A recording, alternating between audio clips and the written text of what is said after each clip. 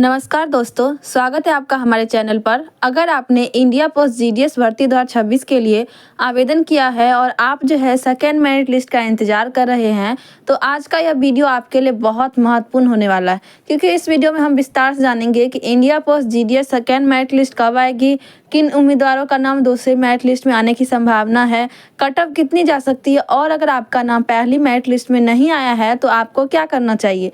इसलिए वीडियो को शुरू से अंत तक जरूर देखें, क्योंकि बीच में दी गई जानकारी आपके चयन के लिए बहुत महत्वपूर्ण हो सकती है। दोस्तों, सबसे पहले हम थोड़ा समझ लेते हैं कि इंडिया पोस्ट जीडीएस भर्ती क्या होती है। तो जीडीएस का पूरा नाम होता है ग्रामीण डाक सेवक। इस भर्ती के माध्यम से भारतीय डाक विभाग के देश के अलग अलग राज्यों में कई सारे पोस्ट पे जो है पदों पर उम्मीदवारों की भर्ती करता है। इस भर्ती की खास बात यह है कि इसमें कोई लिखित परीक्षा नहीं होती है। चयन पूरी तरह 10वीं के अंकों के आधार पर किया जाता है।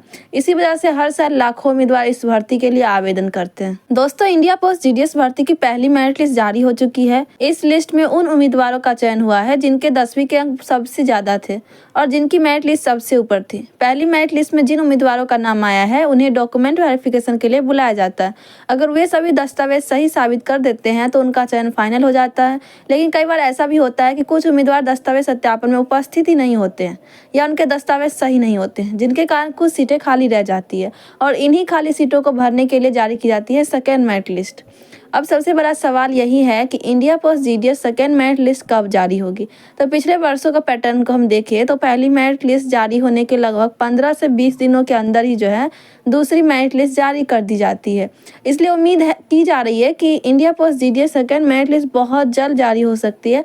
हालांकि ऑफिशियल जो है अभी कोई डेट नहीं आया है, जो डाक विभाग के ऑफिशियल वेबसाइट पर ही जो है डाला जाता है कि कौन से डेट को ये जारी किया जाएगा। इसलिए उम्मीदवारों को सलाह दी जाती है कि समय समय पर जो है ऑफिशियल वेबसाइट को चेक करते रहिएगा। दोस्तों, अब सवाल आता है कि दूसरी मेरिट लिस्ट में किन उम्मीदवारों का नाम आ सकता है।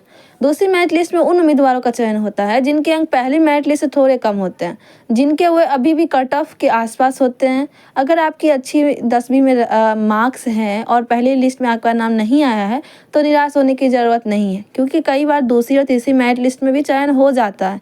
अब बात करते हैं कि संभावित कट ऑफ की। तो कट ऑफ कई चीज़ों पर निर्भर करती है, जैसे राज्य, श्रेणी, आवेदन करने वाले उम्मीदवारों की संख्या और उपलब्ध जितनी भी सीटें हैं इसलिए। तो लेकिन सामान्य रूप से देखा जाता है तो जनरल कैटेगरी कट ऑफ 85% से 95% तक जाता है। ओबीसी में 80 से 90% और SC/ST में 70 से 85%। हालांकि यह केवल अनुमान लगाया गया है।